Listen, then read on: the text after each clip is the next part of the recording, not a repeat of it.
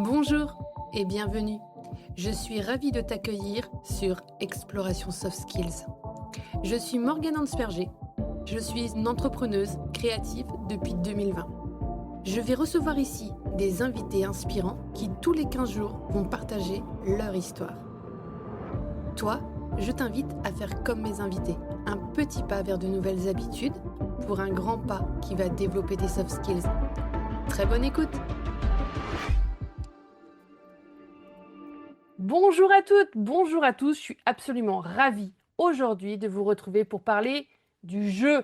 Et ça, c'est vraiment parler ludopédagogie, parler du jeu, c'est quelque chose que j'adore.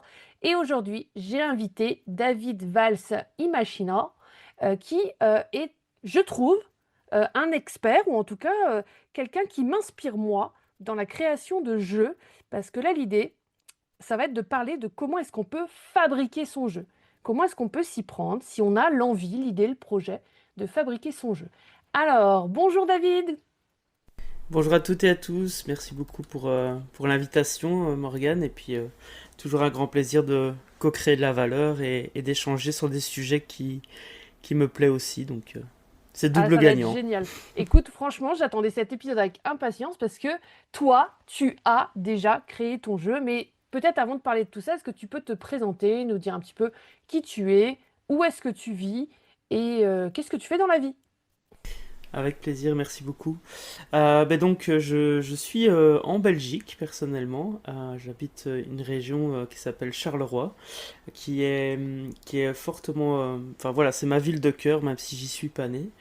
Et j'ai le plaisir aujourd'hui de m'occuper de jouerpourimpacter.com qui accompagne des experts. Alors ça peut être des consultants, des coachs, des formateurs, mais ça peut aussi être des personnes qui ont un savoir ou une passion qu'ils ont envie de transmettre et de transposer ça en jeu avec une méthodologie qui s'appelle l'architecte d'impact.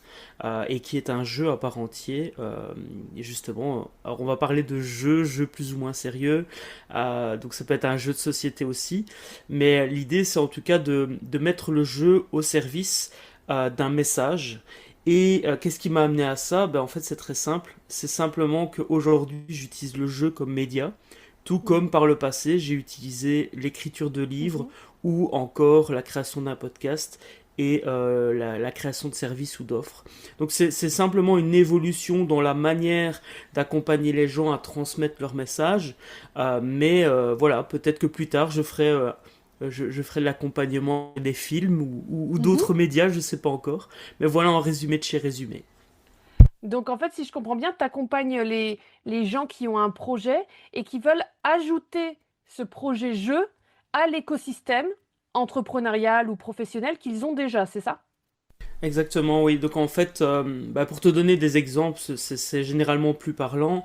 Deux, trois projets sur lesquels j'ai accompagné des personnes. Donc une école qui s'appelle l'école du sommeil, qui sensibilise aux différents types, aux impacts que peuvent avoir le sommeil sur la vie d'un étudiant ou d'un professeur. Et cette personne en fait a transposé sa méthodologie en un jeu qui peut être animé en 2 heures par un professeur. Et donc il a dissocié en fait l'animation que lui faisait par le passé, enfin que eux faisaient par le passé, et aujourd'hui ils vendent une animation clé en main de 2 heures pour que les professeurs, les directeurs puissent se la procurer, et avec un jeu de cartes et un carnet justement spécifique, un carnet pédagogique, eh bien on peut animer cet atelier soi-même en tant que professeur. Un autre exemple, une boîte scientifique qui accompagne d'autres boîtes scientifiques à utiliser moins d'animaux dans les recherches, et ils voulaient faire comprendre leur métier à des non-scientifiques pour Hmm. pouvoir justement convaincre, comment dire, sur un salon professionnel, des personnes de parler de leur activité, des politiciens aussi peut-être de changer certaines choses en termes de réglementation.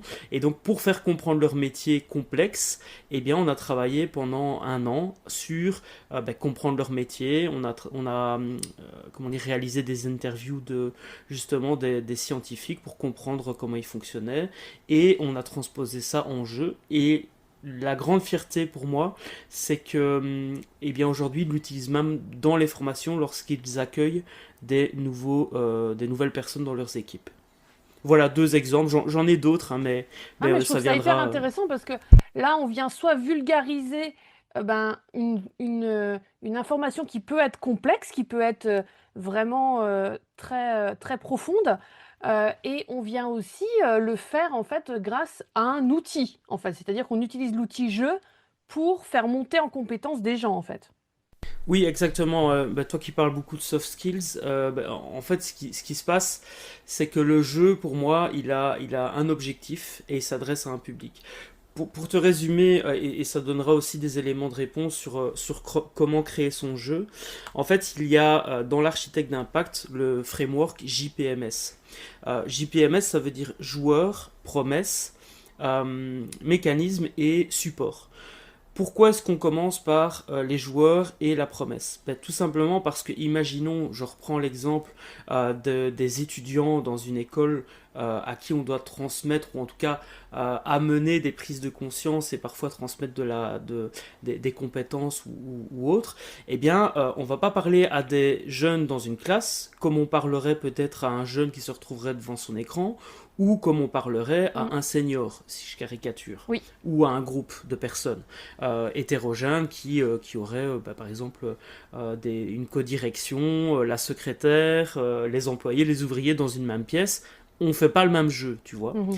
Et on ne fait pas le même jeu non plus en fonction de la promesse. Alors la promesse, moi, en termes business, j'appelle ça l'objectif marketing et ou pédagogique.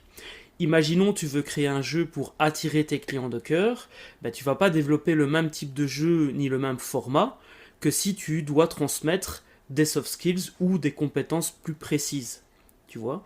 Donc JP, c'est la première brique de l'outil architecte d'impact qui permet en fait de créer des jeux qui vont avoir un réel impact auprès des personnes aux qui on a envie de transmettre. Et donc, pour les auditeurs, afin que ça leur soit utile, la première chose que je ferais, moi, si j'étais vous, c'est de bien définir à qui s'adresse votre jeu et quelle est la promesse que vous lui faites et, par essence, qui sert votre business. Donc, encore une fois, objectif pédagogique et ou objectif marketing. Là, l'enjeu, c'est vraiment d'apporter de la valeur.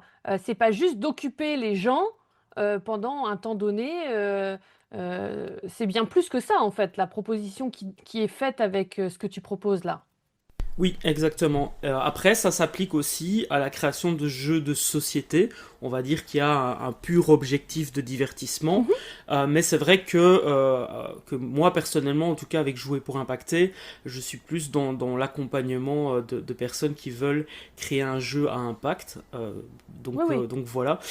Et par contre, comment dire, je crée du jeu pour le pur plaisir de créer du jeu aussi. Et évidemment, je suis un grand passionné de jeux de société. Donc voilà, ça D'ailleurs, dépend vraiment de l'objectif. quel est le premier jeu de société que tu te souviens avoir joué dans ta jeunesse? Quel est le jeu qui a un peu marqué ta jeunesse à toi? Ah, très bonne question.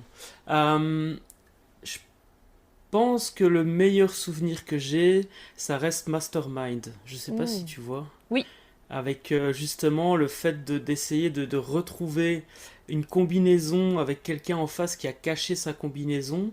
Ça, c'est le premier souvenir que j'ai. Alors, je sais pas si c'est exactement celui-là auquel j'ai joué, parce que j'ai sûrement joué à un puissance 4 ou un bien toucher sûr. coulé, tu vois, mais Mhm. vraiment Mastermind, je trouve que c'est le jeu qui me plaît le plus et qui me revient à l'esprit, en tout cas quand je pense à la question à laquelle tu m'as posé, que tu Trop m'as bien, posé. trop bien. Parce que c'est vrai que je me suis re-questionnée sur mon enfance et tout ça, regarder les photos de quand j'étais jeune. Et moi, le jeu qui m'est remonté, c'était La Bonne Paye. Et c'était rigolo parce que voilà. Alors, est-ce que c'est quelque chose en lien avec l'argent, avec le fait de jouer ensemble? Je sais pas. Je pense que c'est aussi des souvenirs avec les cousins, cousines, ce genre de choses-là qui Ouais. font que j'ai ce jeu-là qui me revient. Ben, c'est intéressant parce que je pense que, et on parlait de marketing tout à l'heure, je pense que la bonne paye était plus connue en France. Et moi en Belgique, en tout cas la bonne paye, j'ai connu beaucoup plus tard. Et en Belgique, à la télé, on avait plutôt Destin qui était mis en Ok, valeur. Et donc voilà, peut-être que c'était pas du tout le cas.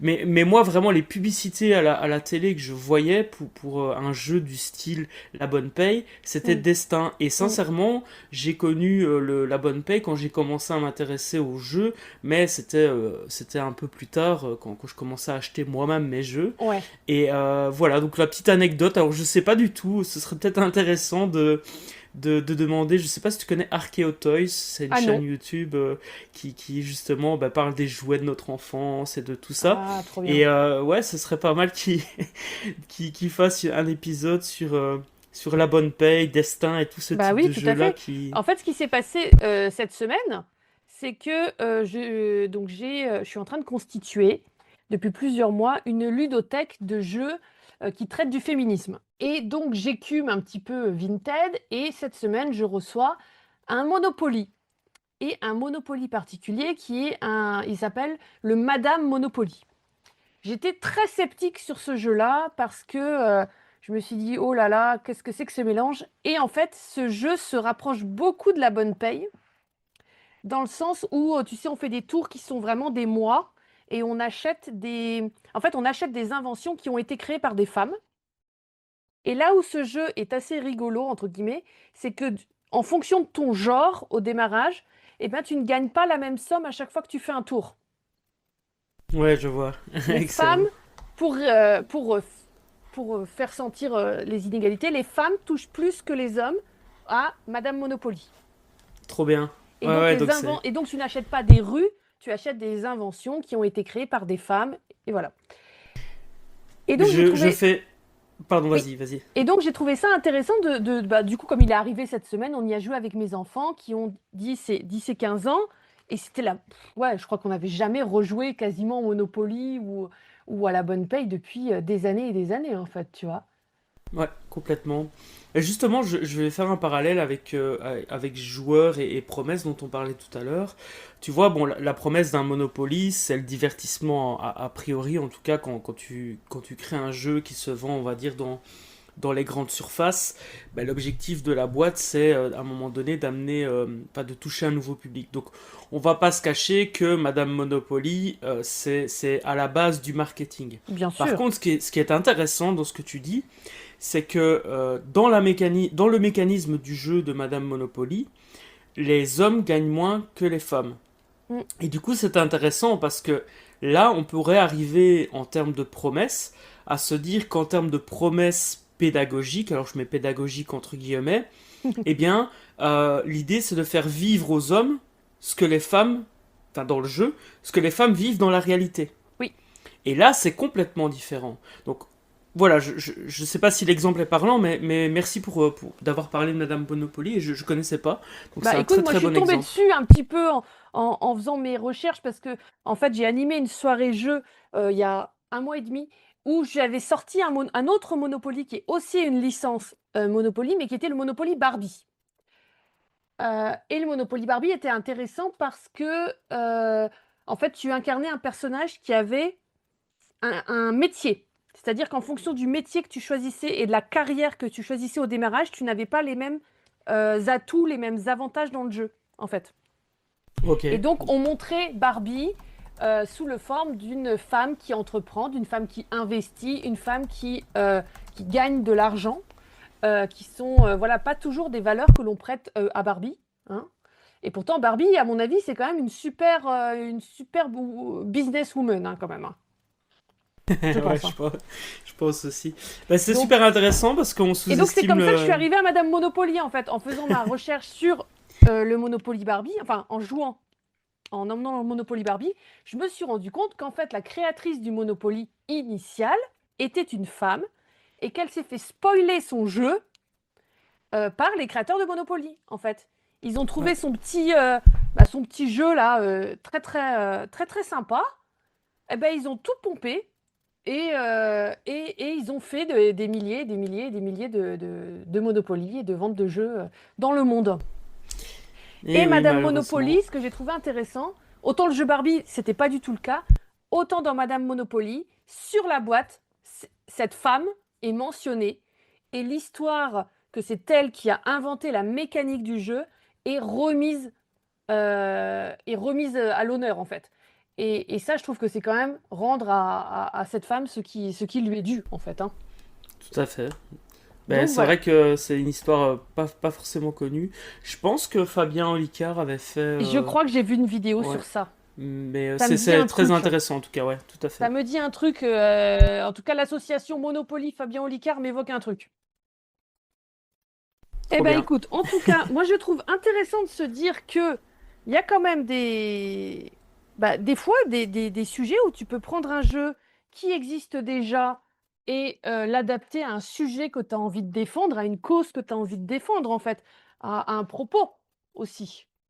Oui, tout à fait. Ben, c'est là qu'interviennent justement la deuxième partie du framework, c'est mécanisme et support. Mécanisme, en fait, ce sont toutes les mécaniques de jeu qui vont être au service du message et de la promesse que tu as envie d'atteindre, et évidemment le public auquel tu t'adresses.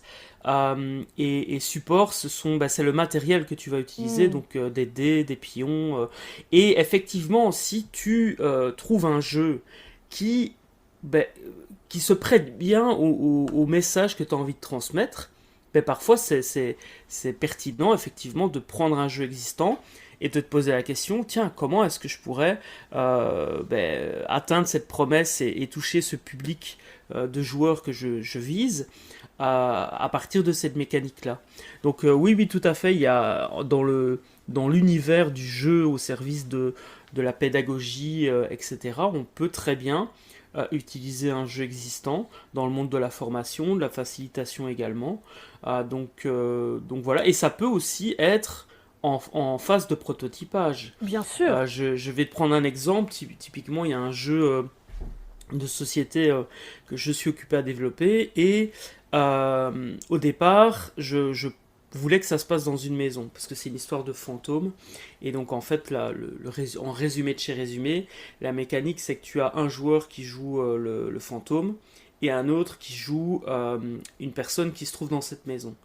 Et le fantôme ne peut communiquer qu'à partir d'informations telles que tu chauffes, tu es tiède et ou tu es froid. Et Ok. donc tu te rapproches ou pas de l'objet que tu dois trouver.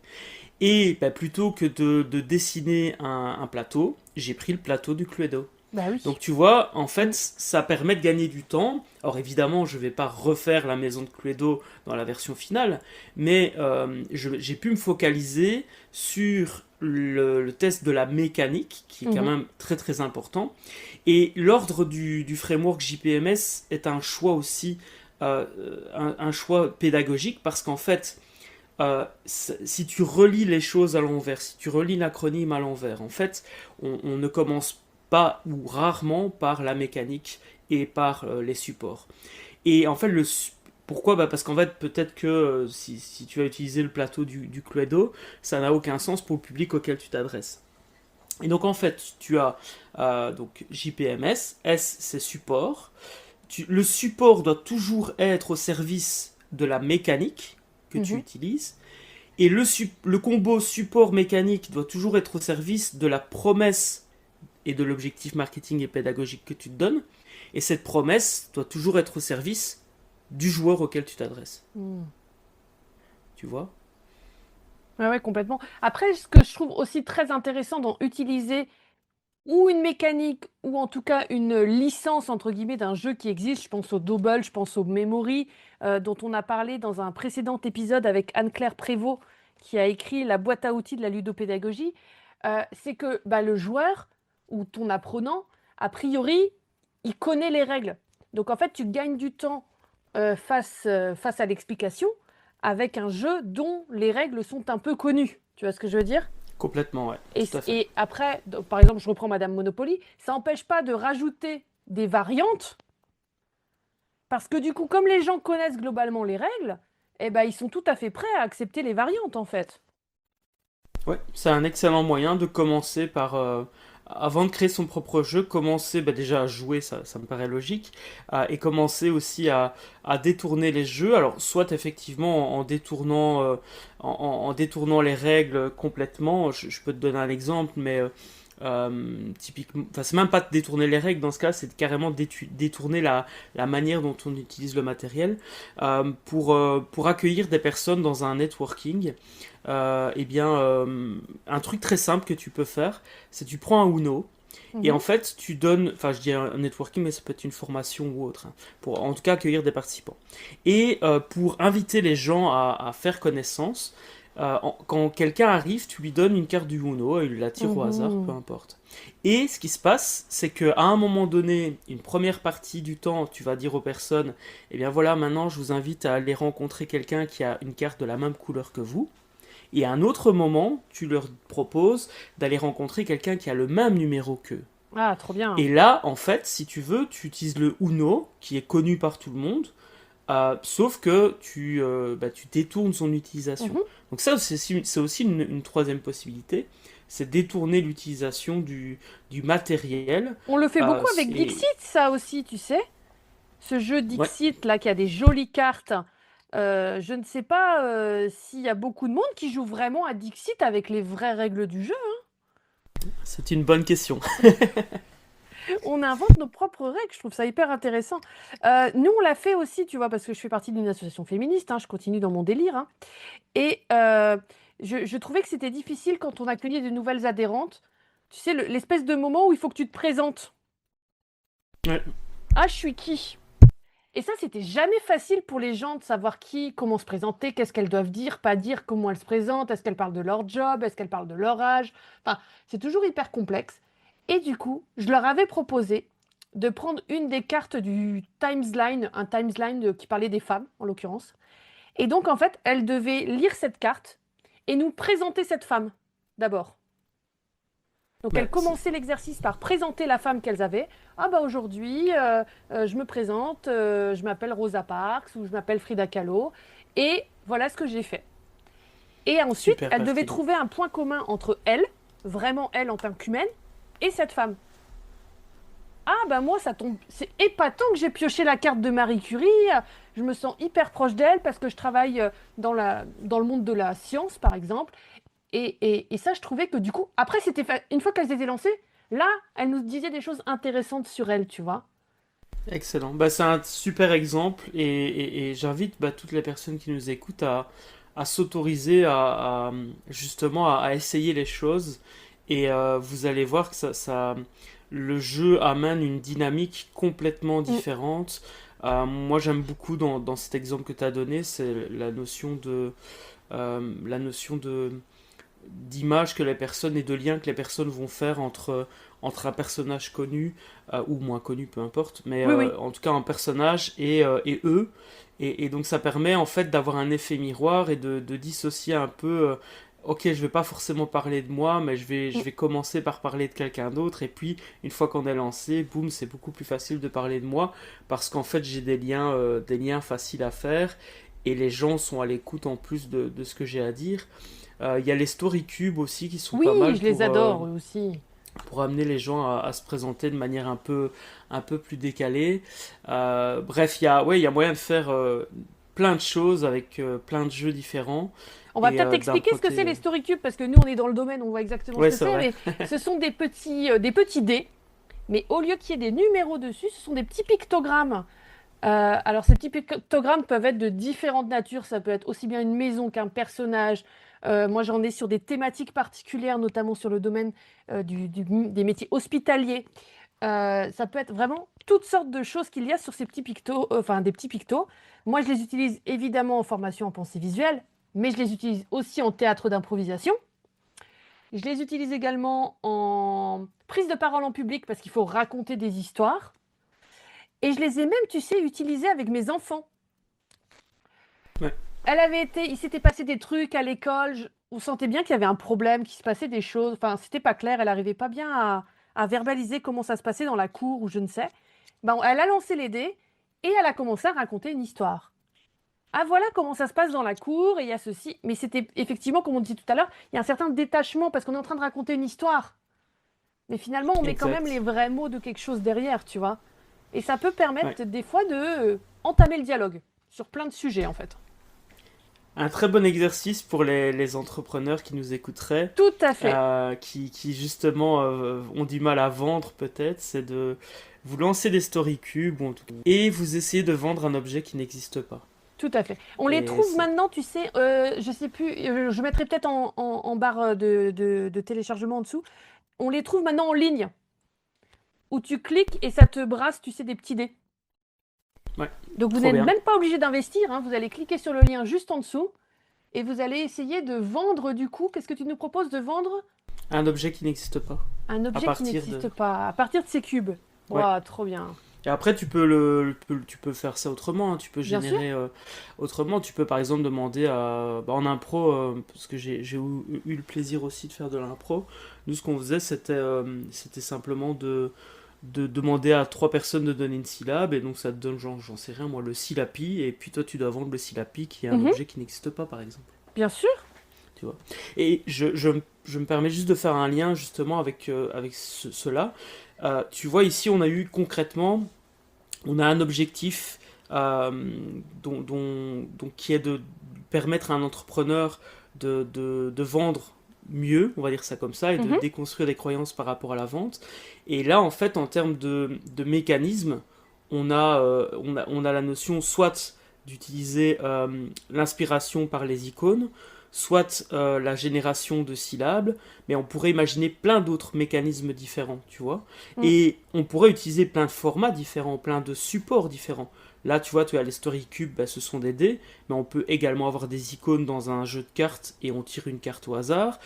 Et donc, tu vois, c'est encore une fois, du moment que c'est au service, en tout cas d'après moi, hein, c'est ma vision du jeu plus ou moins sérieux, mais si vous voulez faire des jeux qui ont un impact, que ce soit en termes d'expérience, qu'on ait un bon souvenir et autres, ou de transmettre des savoirs, etc., il faut vraiment se dire que ce qu'on va utiliser, donc le jeu, les mécanismes, le matériel qu'on va utiliser, le support, soit au service du message et de l'expérience qu'on a envie de faire vivre aux joueurs auxquels on s'adresse. Je répète, je suis désolé, mais c'est super, Mm. super important pour moi.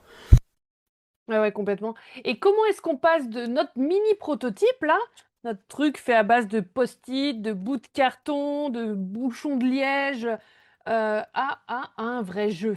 Comment on passe ce step-là? Ouais. Alors, en fait, c'est plus une notion d'itération. Alors, itération, en gros, on va faire un, un cycle qui va se répéter plusieurs fois. Et ce que je vous conseille de faire, c'est de commencer par un prototype moche Mhm, pour ensuite transposer et améliorer ce prototype avec ce qu'on appelle dans le jargon des playtests. Donc vous faites des tests de jeu, de votre jeu, avec idéalement le public concerné par le jeu, hein, donc le joueur auquel vous vous adressez. Et une fois que vous testez votre jeu et que vous repérez des choses qui ne servent pas justement l'objectif que vous avez, ben vous le changez, puis vous réessayez.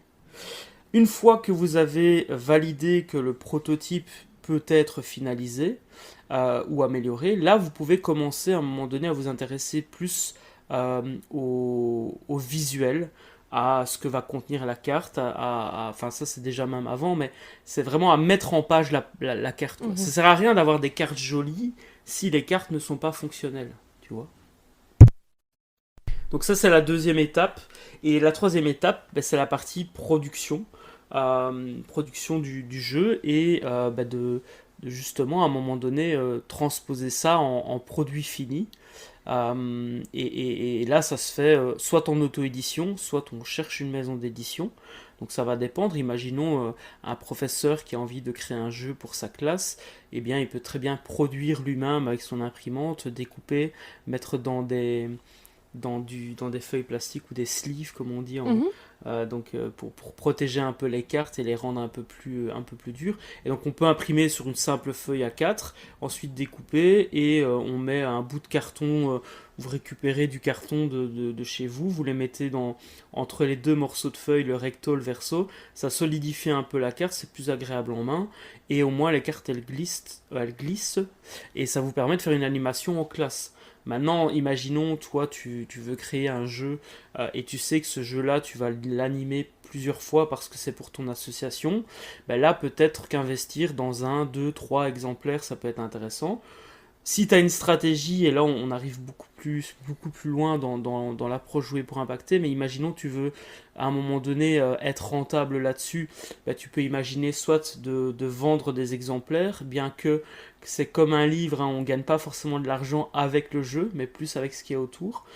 Mais on pourrait imaginer que voilà, ton association décide d'imprimer 50, 100, 500 exemplaires et à chaque fois que vous allez animer une animation que vous vendez bien sûr, eh bien les participants reçoivent un exemplaire du jeu. Mhm. Tu vois, donc ça dépend en fait vraiment encore une fois de l'objectif que vous avez. C'est pour ça que je parle vraiment de dans la promesse de deux types d'objectifs, c'est pédagogique et marketing.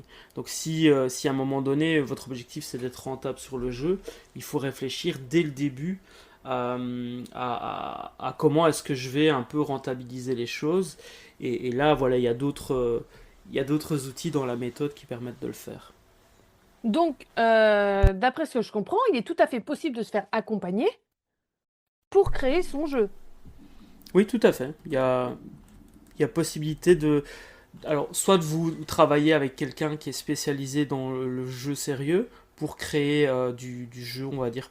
Alors moi j'aime bien dire plus ou moins sérieux dans le sens où un jeu par essence doit être et rester fun Mhm. et pas devenir quelque chose de pas agréable à jouer. Ce que je veux dire par là, je fais une grosse caricature, mais si pendant que tu joues c'est aussi pénible que regarder un PowerPoint, Mhm. c'est que t'as raté ton jeu quoi. Ah Donc, ouais. donc voilà. Mais donc oui, donc il y a des personnes qui font ça. Tu as des personnes qui accompagnent plus à la gamification. Alors la gamification, c'est un peu différent de la création de jeux sérieux dans le sens où on va utiliser des principes de jeu, mais comment dire, pour entre guillemets engager la personne qui, par exemple, c'est beaucoup utilisé dans les applications mobiles et autres, c'est pour engager les personnes. C'est très différent. Donc imaginons à un moment donné sur une communauté, il y a un système de classement où plus tu postes ou alors plus c'est utile ce que tu racontes, ben, plus tu es classé positivement. Ben, ça c'est un mécanisme de gamification. Si tu réussis à poster 5 messages ou que tu obtiens 5 votes de la communauté, tu reçois un badge par exemple. Mhm. Donc ça c'est de la gamification. On n'est pas dans la création de gestion. Alors évidemment la gamification peut être au service du jeu qu'on va développer. Hein, donc ne me faites pas dire ce que je n'ai pas dit, mais voilà. Et puis il y a des personnes qui accompagnent plus à la création de jeux de société. Et là on est plus... Je pense que le meilleur moyen de toute façon de créer un jeu de société, c'est de rencontrer d'autres auteurs. Ouais. Et donc là, tu as ce qu'on appelle des groupements d'auteurs. Tu as aussi la société, comment dire, donc c'est la SAJ, donc c'est Société des auteurs de jeux en France. Moi j'en fais partie. Enfin, je suis membre quoi. Et puis tu as plein de. Il y a le Gabi à Bruxelles, c'est le groupement des auteurs bruxellois. Tu en as en France, tu as. Et, Voilà, il y en a plein. Là, vous tapez groupement d'auteurs de jeux de société et votre région et vous devriez en trouver sans problème, quoi.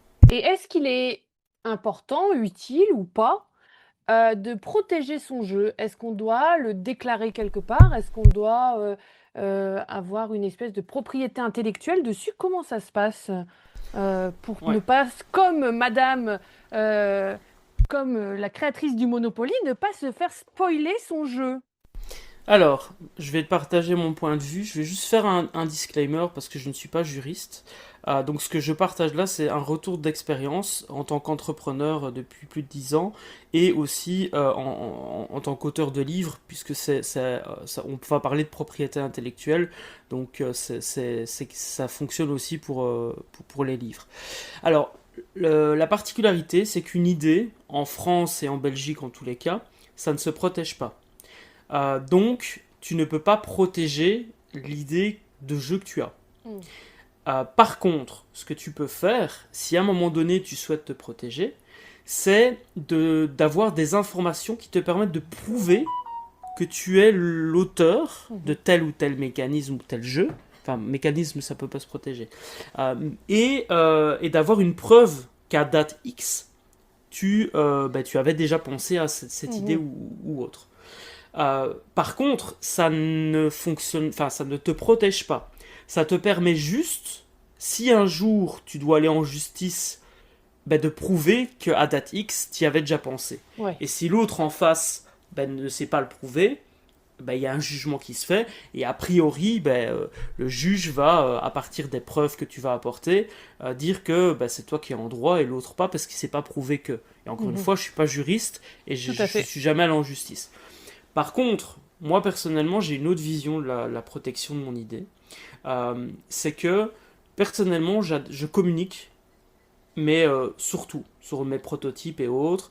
J'ai une playlist avec le game développement, où je poste une vidéo et je montre mes réflexions. Et en fait, pour moi, le meilleur moyen de protéger son idée de business de base, mais même de jeu et compagnie, c'est de montrer ce qu'on fait, Mm. de documenter les choses. Et donc j'ai un Google Photo dans lequel se trouvent des albums avec toutes les étapes des prototypes et il y a Mm. une date à chaque fois. Ouais. Je publie sur, comment dire, sur des forums.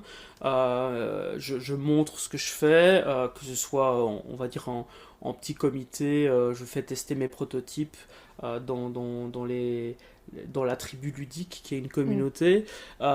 Et je documente comme ça, Ouais, en tout à fait. fait. Voilà. Et en plus, il faut savoir que le domaine de l'entrepreneuriat, le domaine du jeu, c'est des petits domaines, enfin c'est des petites Oui. communautés. Donc ça, tout se sait vite aussi. Si à un moment donné, quelqu'un vous pique une idée, et que, voilà, ça c'est assez vite. Maintenant, moi, Mm. je pense pas enfin, dans tous les groupements d'auteurs et même dans tous les groupements d'entrepreneurs dans lesquels j'ai été, on m'a jamais piqué l'idée. De toute façon, une idée, ça ne vaut rien en soi, hein. Ce qui compte, Oui. c'est l'implémentation qu'on en fait. Par contre, oui, je pense que des grandes entreprises, peut-être de jeux, va à un moment donné peut-être voir votre mécanique, la trouver intéressante, la reprendre. Ça, peut-être que ça existe. Moi, j'ai jamais vécu ça personnellement, mais ça Mm. existe peut-être. Voilà un petit peu mon positionnement. Montrez ce que vous faites, Ouais. faites-le de tout cœur, et je pense que de toute façon, personne ne fera l'idée exactement comme vous l'aurez. Et en même temps, une mécanique, ça se protège pas. Ce qui va se protéger, c'est l'identité graphique que vous allez développer pour Mm. votre jeu, le nom peut être protégé. Vous pouvez, typiquement Monopoly, on peut pas a priori pas l'utiliser. Ouais. Enfin, c'est peut-être pas le bon En exemple tout parce cas, que ce que je trouve c'est. intéressant, c'est que là, tu dis que tu laisses des traces, finalement, de ton processus, de tes recherches, de ton jeu, de ta création. Et tu commences déjà, finalement, à presque le vendre, en fait, parce que tu es en train de montrer que tu avances sur ce projet-là, en fait. Oui, et en plus, je veux dire, il y a un moment donné où ça permet d'avoir des feedbacks. Bah Et oui. moi, je ne peux pas concevoir quelqu'un qui crée un jeu sans le confronter en fait à son public. Bah Tout oui, comme je ne évidemment. peux pas concevoir qu'un entrepreneur lance un produit ou un service sans le confronter au marché, tu Mm. vois. Ça n'a pas de sens. Parce que le piège dans lequel on peut tomber quand on crée un jeu, c'est d'être dans le fantasme de son jeu. C'est-à-dire on pense que la mécanique ou le truc qu'on a développé est super, et je vous assure que plus vous allez tarder à confronter ça aux joueurs, Mm. plus vous allez tomber de haut, parce qu'en fait vous allez vous rendre compte, mais en fait les gens ils aiment pas, ils comprennent pas ce que. Parce que pour vous ça paraît clair, mais en fait ça ne l'est pas du tout, vu de l'extérieur. Et encore une fois, si vous jouez, si le public que vous ciblez ce sont des gens qui n'ont jamais joué, c'est très différent que de s'adresser à un public qui joue tous les jours. Et Mm. donc là aussi, en fonction du public auquel on s'adresse, je reviens à la notion de joueur, eh bien évidemment on va pas développer le même jeu, on va pas présenter le prototype de la même manière. Les salons ou les festivals de jeux aussi sont des bons moyens de rencontrer du monde, de parler de son jeu. Donc voilà, en gros, documenter votre parcours créatif, Mm. c'est le meilleur moyen pour moi, je pense, de le protéger. Bah, très bien, moi je trouve ça passionnant. J'espère que ça va donner l'envie à plein de gens de se lancer là-dedans. En tout cas, quand j'ai publié sur LinkedIn mon bingo de l'année et dans une des cases de ce bingo, il y avait créé mon jeu, je me suis rendu compte qu'il y avait plein d'autres gens qui publiaient aussi leur bingo et qui avaient aussi dans leur bingo cette case imaginer, créer mon jeu.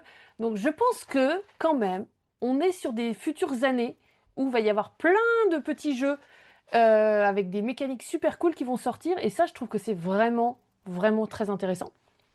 Je vais quand même vous redonner, je vais vous donner le nom de l'inventrice en fait du Monopoly. Elle s'appelle Elisabeth Magie. Et en fait, elle a créé un jeu qui s'appelle Landlord's Game, qui était conçu dans le but d'éduquer les gens sur les dangers liés à la concentration de richesses. Donc, elle, son jeu était l'exact inverse du Monopoly. C'est ça qui Et est ouais. extrêmement intéressant, c'est que eux, ils ont gardé la mécanique, ils ont gardé l'idée et ils ont détourné le propos. Ben oui, c'est ça. Bah, en fait, c'était. Voilà, je pense que c'est un bon exemple de cette notion de mécanique et de support, mais pas pas d'avoir la même promesse. Et voilà. Enfin, ouais, c'est un bon exemple, je pense. En tout cas, dans Madame Monopoly, j'ai pas d'action dessus, hein, bien sûr.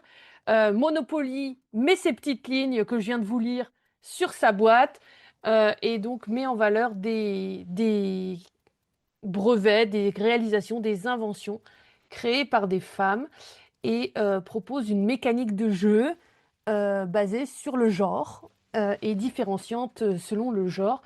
Et là, on n'achète plus des maisons et des immeubles, mais on dépose des brevets. Voilà, Ouais, très un peu bien. l'idée. J'en profite parce que tu parles de brevets. Par rapport aux idées, en fait, une idée ne peut pas être brevetée. Et donc, c'est pour ça aussi qu'on ne peut pas, entre guillemets, déposer un brevet de son jeu, dans le Mmh. sens où, comment dire, on, on- c'est- un jeu, c'est une suite de règles, on va dire ça comme ça, une suite de logiques de choses. Et c'est comme en fait du code, quand on développe un site internet ou une application, on ne peut fondamentalement pas protéger le code par un brevet.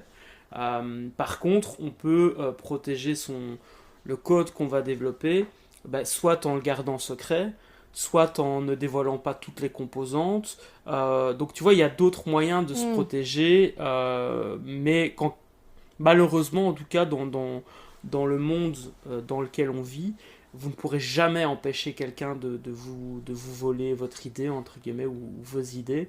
Et donc le meilleur moyen, encore une fois, c'est d'aller vite, de le Mhm. montrer, de le faire évoluer Et et puis de de... montrer que c'est le nôtre, en fait, de montrer qu'il Exactement, est à c'est ça, nous et que c'est nous qui exactement. avons eu l'idée en premier. Et aujourd'hui, est-ce que l'intelligence artificielle peut nous aider à créer notre jeu, à imaginer les règles, à peut-être poser en place, à mettre en place des choses? Euh, alors, oui, évidemment. Tout comme l'intelligence artificielle peut aider à accélérer plein d'autres choses. Donc, je pense qu'à partir du moment où les personnes qui nous écoutent sont en accord avec l'utilisation de l'intelligence artificielle, on peut l'utiliser pour brainstormer, on peut l'utiliser pour créer des visuels, bien que c'est pas indispensable, surtout dans la phase de prototypage. Mhm, Et est-ce que c'est éthique en phase de production? Je ne sais pas et c'est pas à moi de définir. mhm. En tout cas, chacun fera en fonction de ses valeurs. Il y a possibilité aussi effectivement d'éduquer un chatbot, d'utiliser par exemple des outils comme NotebookLM pour résumer ses idées, créer Hmm. des infographies. Voilà, donc oui, il y a plein d'outils, enfin il y a plein d'utilisations différentes de l'intelligence artificielle possible dans la création du jeu de société. Maintenant, je remarque d'expérience que c'est très mal vu dans l'univers du jeu par certaines personnes. Donc, tout comme je pense d'ailleurs, l'utilisation de l'IA dans tous les domaines, il y a des gens qui voient ça mal, il y en a d'autres qui adorent. Mais c'est vrai que de ce que je vis dans mon quotidien, eh bien, c'est voilà, c'est qui tout double quand vous parlez d'IA ou quand vous utilisez l'IA dans le monde du jeu de société. Donc il faut simplement le savoir et assumer. Si vous êtes OK avec vos valeurs et que vous dites, moi j'ai aucun problème, j'utilise l'IA et je l'assume, bah foncez. Mhm. Si jamais c'est pas le cas, bah, du coup, et alors on peut combiner évidemment, hein, Bien sûr. c'est pas parce qu'on utilise l'IA une partie, j'en sais rien, imaginons vous décidez de brainstormer avec l'IA sur votre jeu, ben vous pouvez ou lui demander, j'en sais rien moi, de créer un premier visuel pour dire de vous aider à vous projeter sur à quoi ça peut ressembler. Moi je fais hein, ça m'arrive de Mhm. dire ben voilà, moi j'aimerais bien visualiser à quoi ça pourrait ressembler le plateau, et donc je lui décris un peu ce que j'imagine comme plateau de jeu et il me montre une image ou deux.